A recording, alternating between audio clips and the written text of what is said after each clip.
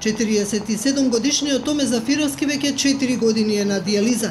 Тој денеска уште еднаш дојде во Сдруженијето на бубрежни болни за да праша дали надлежните ќе го стават новиот лек на позитивната листа кој ќе го замени сегашниот, бидејќи предизвикува голема штета по здравјето. Како врзувачи на фосфорот во нашава болест ни овозможува државата калциум карбонат да примаме.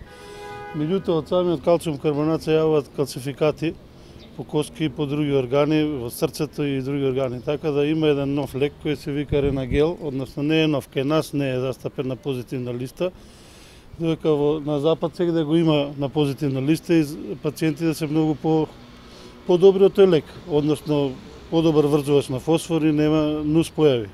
Во последните 5 години позитивната листа на лекови не е збогатена со ниту еден нов лек. Комисијата на позитивната листа не функционира од 2008 година, а новите 14 комисии кои требаше да почнат со работа на почетокот на минатата година се уште не се формирани. Поради ова не може да се применуваат новите протоколи во лекувањето, а на пациентите им е скратено правото да се лекуваат со нови современи лекови, велат во Сдруженијата на пациенти.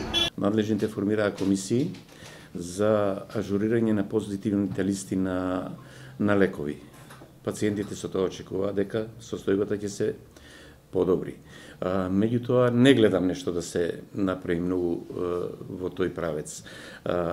Бубрежно болните има иницирано во неколку наврати, затоа што ние само правиме барања.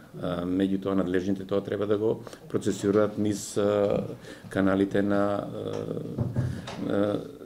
како тоа треба да се среди. Оние пациенти кои што имаат потреба од тој Ренагел, доколку него земат или земат калциум карбонат, се јавуваат други нус проблеми. Исто лекови кои што ги примаат трансплантираните за да не се отфрли органот. Конкретно зборуваме за бубрезите.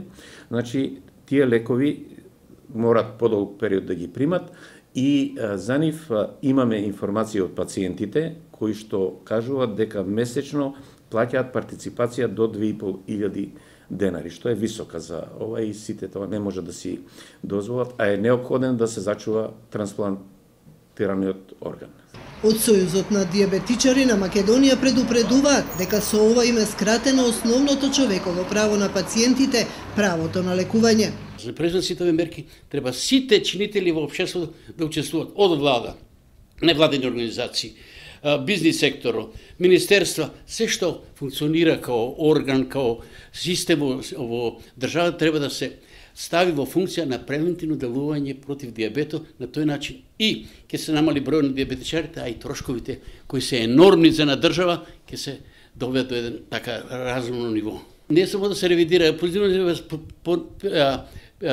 перманентно да се ревидира, стално да биде во интерес на министерството, кој ја прави таа листа за да може стално новите лекови да бидат присутни, на тој начин повеќе ќе имаме бенефит него што ќе ушпараме пари.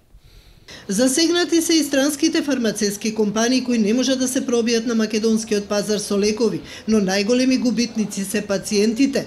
За разлика од кај нас, во земјите на Европската Унија, ваквите комисии се состануваат дури по 2 пати месечно. Листите се ревидираат редовно, се ставаат нови, а се отфрлаат застарените лекови, објаснуваат фармацевтите. При изборот, правило е доколку некој современ лек е на позитивната листа на најмалку 5 држави, тој автоматски да стане достапен до граѓаните и во останатите држави од Европската Унија.